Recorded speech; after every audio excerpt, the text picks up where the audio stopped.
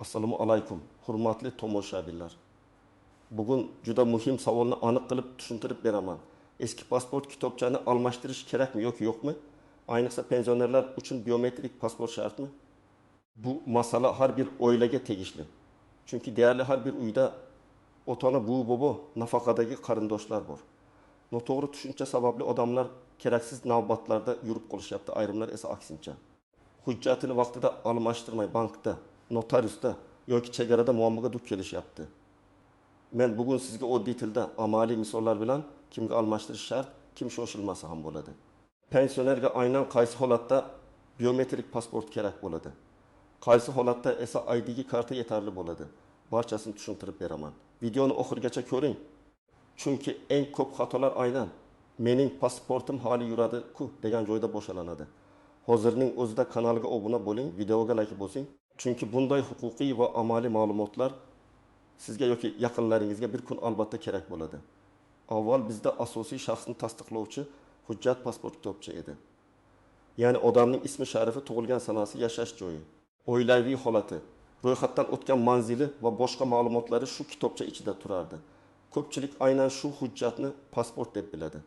Pensionerlar ham yillar davomida pensiya olishda, bankka borishda, shifoxonada, notariusda, kommunal tashkilotlarda shu pasport kitobchadan foydalangan.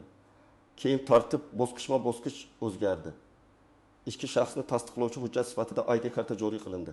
ID karta oddiy plastik karta ko'rinishida bo'ladi. Unda fuqaroning asosiy ma'lumotlari va elektron chipdagi ma'lumotlar saqlanadi. Shu sababli odamlar orasida chalkashlik paydo bo'ldi.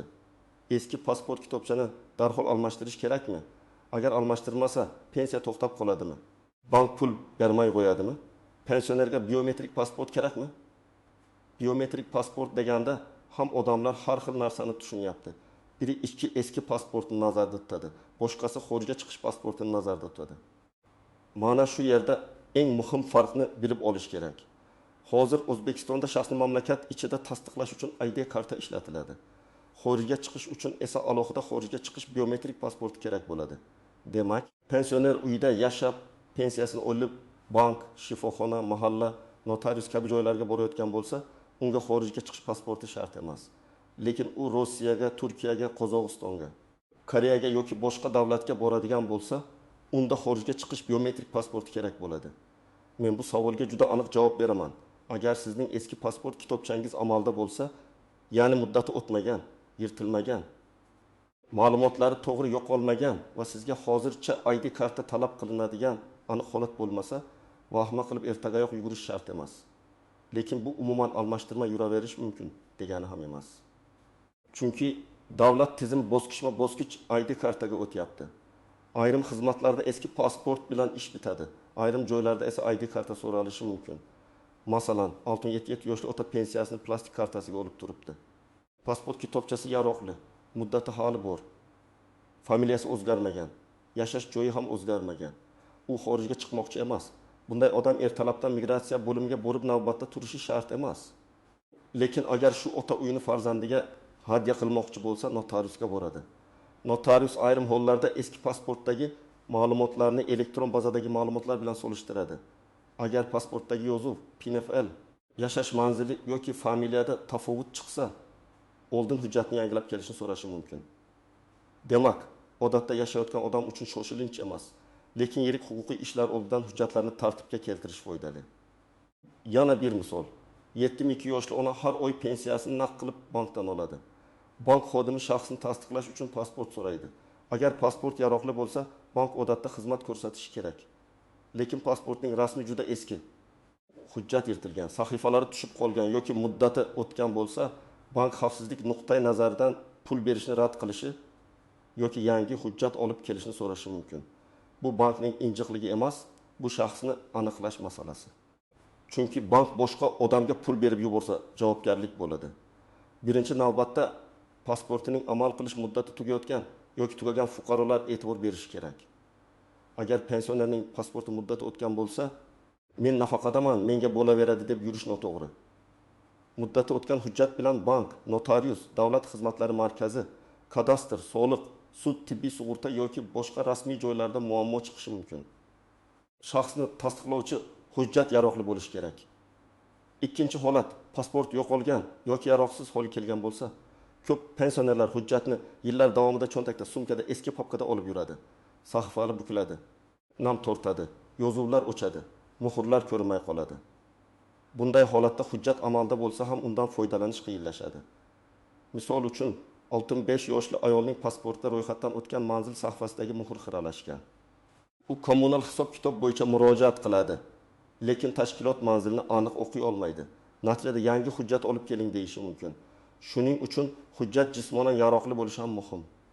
Uchinchi holat, ism, familiya. Ota ismi yoki boshqa shaxsiy ma'lumotlar o'zgargan bo'lsa, ayollar turmushga chiqqanda yoki ajrashganda familiyasini o'zgartirgan bo'lishi mumkin. Ba'zan tug'ilganlik haqidagi yozuvlarda xatolik bo'ladi. Pasportda matluba. Tug'ilganlik guvohnomasida Matlubaxon, bir joyda Toshkent viloyati, boshqa joyda eski nom bilan yozilgan. Yoshligida bu sezilmagan, lekin meros, uy-joy, pensiya hujjatlari, bank omonati yoki sud ishlari paytida muammo bo'ladi. Bunday vaziyatda hujjatlarni yangilash va ma'lumotlarni bir xil qilish juda muhim. 4-holat, pension chet elga chiqmoqchi bo'lsa, mana bu yerda alohida tushuntiraman. ID karta O'zbekiston ichida shaxsni tasdiqlash uchun. Xorijga chiqish uchun esa xorijga chiqish biometrik pasporti kerak. Masalan, 7 yoshli ota Rossiyadagi farzandlariga bormoqchi. U menda eski pasport bor, shu bilan chiqaman deb o'ylashi mumkin. Lekin chegaradan o'tish uchun tegishli xorijga chiqish pasporti kerak bo'ladi. Agar oldindan tayyorlab qo'ymasa, chipta olib qo'yilgan, to'y kuni belgilangan, lekin hujjat yo'q. Natijada pul, vaqt va asab ketadi. Bu savolga javob shunday. Pensionerga biometrik pasport faqat xorijga chiqish zarurati bo'lsa kerak. Agar u faqat O'zbekiston ichida yashasa, pensiya olsa, shifoxonaga borsa, bankdan foydalansa, unga ichki shaxsni tasdiqlovchi hujjat kerak bo'ladi. Ya'ni amaldagi pasport kitobcha yoki ID karta. Lekin chet elga chiqish rejasi bo'lsa, xorijga chiqish biometrik pasportisiz bo'lmaydi. Bu yerda ko'p uchraydigan xato bor. Farzandlar chet elda ishlaydi va ota-onasini chaqiradi. Ota-onada eski pasport bor. Farzand telefon qilib, "Ada, pasportingiz bormi?" deydi. Ota, "Bor, mana uyda turibdi" deydi. Lekin u ichki pasport bo'lishi mumkin. Chipta olishga kelganda yoki viza hujjatlarini topshirganda ma'lum bo'ladi. Kerakli hujjat boshqa ekan. Shuning uchun men har doim aytaman. Safar rejalashtirilsa, birinchi ish chipta olish emas, hujjatni tekshirish. Pasport turi, muddati, ism sharif yozilishi, tug'ilgan sana. Lotincha yozuvlar hammasi mos bo'lishi kerak. Masalan, pensioner onaning xorijga chiqish pasporti bor, lekin muddati 2 oyda tugaydi. Ayrim davlatlar kirish vaqtida pasport muddati kamida 6 oy bo'lishini talab qilishi mumkin. Shunda pasport bor bo'lsa ham safar buziladi. Demak, nafaqat pasportning borligi, balki uning amal qilish muddati ham muhim. Agar pensionerning pasport kitobchasi yaroqli bo'lsa, muddati o'tmagan bo'lsa, u chet elga chiqmoqchi bo'lmasa, ma'lumotlarda xatolik bo'lmasa, yaqin vaqtda uy-joy oldi sotdi, meros, hadya, bank krediti, yirik notarial harakatlar rejalashtirilmagan bo'lsa, shoshilinch tarzda almashtirish shart emas. Lekin men bunday vaziyatda ham bir narsani maslahat beraman. Hujjatning muddati qachon tugashini hozirdan tekshirib qo'ying. Ko'pchilik pasport muddatiga umuman qaramaydi. Muammo aynan kerakli kunda chiqadi. Masalan, odam shifoxonada davolanish uchun hujjat topshiradi. Sanatoriyga yo'llanma oladi yoki bank kartasini yangilaydi. Xodim pasportga qaraydi va muddati o'tibdi deydi. Odam hayron qoladi. Men shu pasport bilan 10 yildan beri yuribman-ku. Lekin rasmiy jarayon uchun hujjat yaroqli bo'lishi kerak. Shuning uchun hozir uyda o'tirib ham pasportning amal qilish muddatini ko'rib qo'yish mumkin. Birinchi nozik jihat, yosh katta bo'lsa, hujjat kerak emas degan qoida yo'q. Ayrimlar pensioner bo'lsa, pasport talab qilinmaydi deb o'ylaydi. Bu noto'g'ri. Pensioner ham fuqaro, uning shaxsi tasdiqlanishi kerak. Pensiya olish, bank operatsiyasi, meros, mulk, notarius, shifoxona, sud, davlat xizmatlari hammasida hujjat kerak bo'ladi. Ikkinchi nozik jihat. Pensiya hujjati yoki pensionerlik guvohnomasi pasportning o'rnini to'liq bosa olmaydi. Pensionerlik guvohnomasi sizning nafaqada ekaningizni ko'rsatadi. Lekin u har doim ham shaxsni to'liq tasdiqlovchi asosiy hujjat bo'lavermaydi. Bank yoki notarius baribir pasport yoki ID karta so'raydi. Shuning uchun menda pensiya daftarchasi bor deb asosiy hujjatni e'tiborsiz qoldirmang. Uchinchi nozik jihat, ID karta borligi xorijga chiqish huquqini avtomatik bermaydi. ID karta chiroyli, zamonaviy plastik bo'lgani uchun ba'zilar uni xalqaro pasport deb o'ylaydi. Aslida u ichki hujjat. Ayrim davlatlar bilan alohida tartiblar bo'lishi mumkin. Lekin umumiy qoida sifatida chet elga chiqish uchun xorijga chiqish biometrik pasporti kerak. Safardan oldin aynan boradigan davlat va yo'nalish bo'yicha talabni tekshirish kerak. 4-chi nozik jihat, hujjatlardagi bitta harf ham muammo tug'dirishi mumkin. Masalan, eski pasportda familiya Yuldashev, yangi hujjatda Yo'ldoshev tarzida berilishi mumkin. Yoki bank kartasida lotincha yozuv boshqacha, pasportda boshqacha. Bunday tafovutlar xalqaro chiptalarda, vizada, bank o'tkazmalarida, meros hujjatlarida muammo tug'diradi. Ayniqsa chet elga chiqishda ism-sharif chipta bilan pasportdagi yozuvga mos bo'lishi shart. 5-chi nozik jihat. Doimiy yashash manzili o'zgargan bo'lsa, hujjatdagi ma'lumotlar ham tartibga solinishi kerak. Pensioner bir farzandidan ikkinchisining uyiga ko'chib o'tgan bo'lishi mumkin. Amalda boshqa joyda yashaydi. Hujjatda boshqa manzil. Oddiy hayotda bu sezilmasligi mumkin. Lekin sud xabarnomasi, soliq, kadastr, subsidiya, ijtimoiy yordam, mahalla ma'lumotnomasi kerak bo'lganda muammo bo'ladi. Eng katta xato mishmishlarga ishonish. Kimdir mahallada hamma pensionerlar falon sanagacha pasport almashtirishi shart ekan deydi. Boshqa birov almashtirmasang pensiyang to'xtaydi deydi. Yana kimdir biometrik pasportsiz bank pul bermaydi deydi. Har bir gapni rasmiy manbadan tekshirish kerak. Migratsiya va fuqarolikni rasmiylashtirish bo'limi, Davlat xizmatlari markazi, bankning rasmiy izohi, yagona interaktiv davlat xizmatlari portali kabi manbalarga tayanish kerak.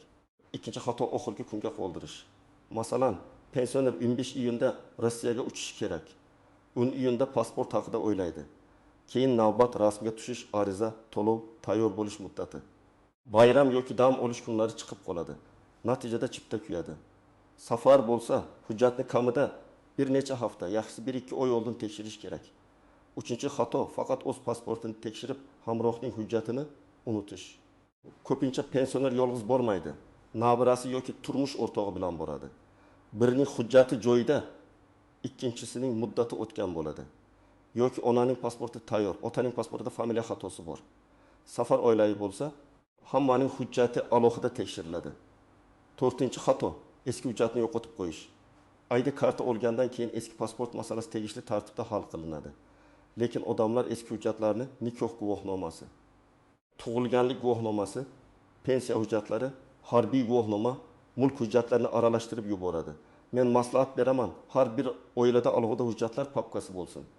Pensionerning barcha hujjatlari bir joyda, toza, quruq, tartibli saqlansin. Endi eng kerakli qismiga o'tamiz.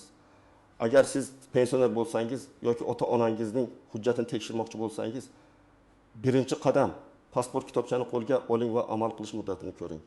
Rasm aniqmi? Sahifalar butunmi? Muhrlar o'qiladimi? Ism-sharif, tug'ilganlik guvohnomasi va pensiya hujjatlari bilan mosmi shularni tekshiring.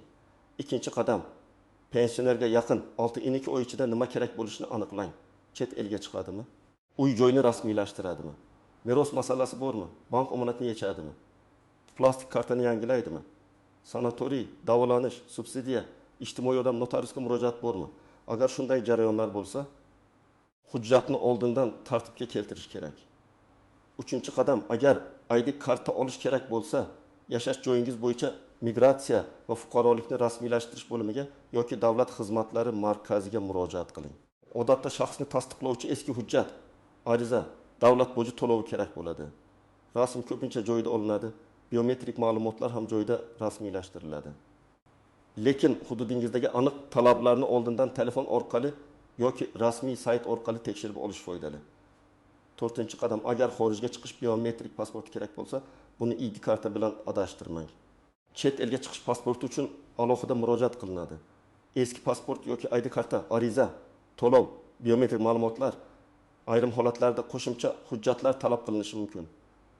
Agar pensionerning sog'lig'i yomon bo'lsa, oldindan mas'ul idoradan uyga chiqib xizmat ko'rsatish imkoniyati bormi? Yoki vakil orqali qaysi ishlarni bajarish mumkinligini so'rab ko'ring. 5-chi qadam, hujjat tayyor bo'lgach, ma'lumotlarni darhol tekshiring.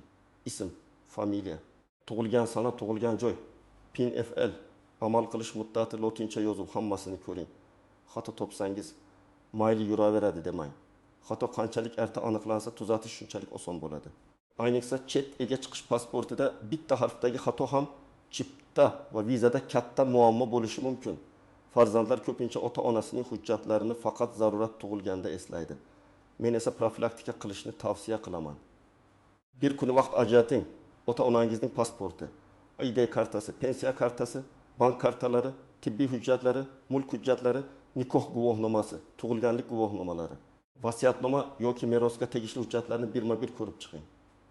Hamma narsani rasmga olib telefoningizda saqlash mumkin, lekin asl hujjatlar xavfsiz joyda tursin. Agar ota-onangiz chet eldagi farzandlarga borishi mumkin bo'lsa, keyin qilamiz demang. Xorijga chiqish pasportini oldindan rasmiylashtirib qo'yish ko'p hollarda foydali. Chunki ba'zan safar shoshilinch bo'ladi. Davolanish. Oilaviy tadbir, to'y, farzandning holati, nabiraning tug'ilishi.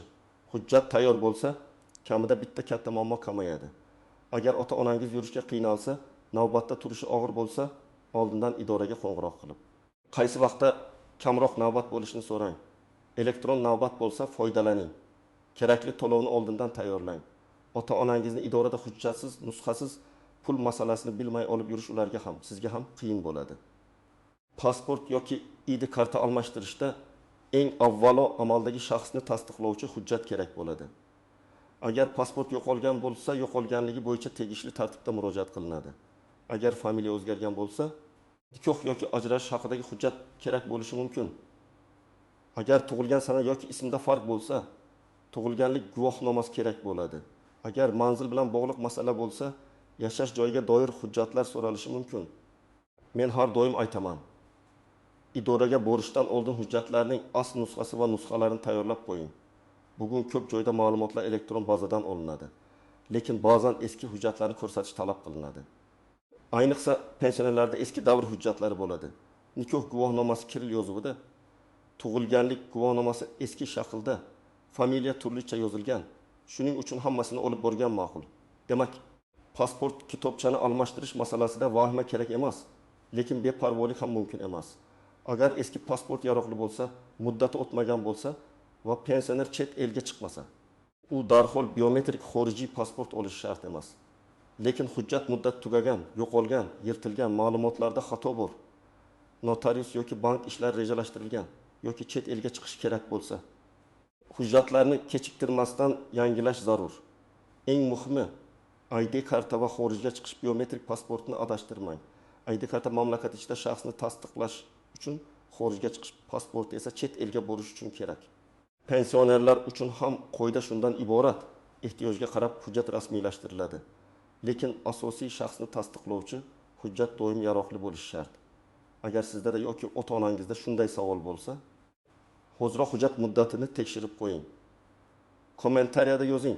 Sizning hududingizda pasport kitobcha bilan bog'liq qanday holatlar bo'lyapti? Bank yoki notarius ID karta so'radimi? Pensionerlarga qanday talab qo'yilyapti? Videoga like bosing, kanalga obuna bo'ling va yaqinlaringizga ulashing. Chunki bitta to'g'ri ma'lumot ko'p odamni ortiqcha navbatdan, jarimadan, bekor ketgan chipta pulidan va asabbuzarlikdan saqlab qoladi.